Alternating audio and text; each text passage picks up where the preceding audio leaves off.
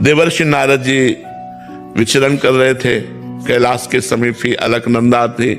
अलकनंदा में कुबेर के नलकूबर मणिग्रीव नाम के 2 पुत्र, ये अब इतने बड़े धनाध्यक्ष त्रिभुवन के कुबेर जी, अब उनके पुत्र, तो वो देव मदिरा पान करके, जो देवता लोग पान करते हैं, वो मदिरा पान करके गंगा जी में निर्वस्त्र अप्सराओं के साथ जल क्रीड़ा कर रहे थे।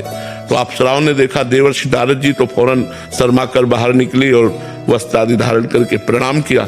लेकिन वो वैसे ही मदिरा के नशे में गंगा जी में, तो उनका तुम देवताओं में श्रेष्ठ कुबेर के पुत्र होकर इस तरह अभद्र व्यवहार करते हो, तुम्हारी बुद्धि भ्रष्ट हो गई है, तुम श्री मतलब धन से मतवाले हो रहे हो, इसलिए तुम्हें ज्ञान भी नहीं है कि कौन तुम्हारे सामने खड़ा है, क्या है, तुम इस तरह मदोन्मत्त हो रहे हो। जाओ मैं शाप देता हूँ, तुम वृक्ष योनि को प्राप्त हो जाओ। जब शाप की बात कही तो घबरा गए, चरणों में गिरे। तो देवर्षि नारद जी ने कहा वृक्ष तो बनो, लेकिन नंदालय के वृक्ष बनो। तो नंद भवन के सामने यमलार्जुन नाम के वृक्ष के रूप में ये दोनों भाई वहां प्रकट हुए। और भगवान की जब उखल बंधन लीला हुई, तो उखल बंधन से भगवान उखल को घसीटते हुए इन दोनों वृक्षों के बीच में आए और झटका मारा, दोनों वृक्ष उखड़ गए और दोनों अपने स्वरूप को प्राप्त हुए।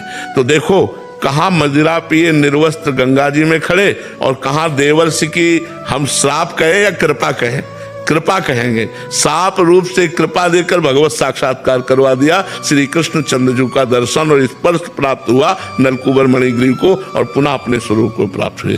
तो सामर्थ्यशाली महात्मा मुनिन का क्रोधो मुक्ति दातार। अगर मुनिजन सामर्थ्यशाली संत क्रोध भी करे तो मोक्ष प्रदान कर देते हैं।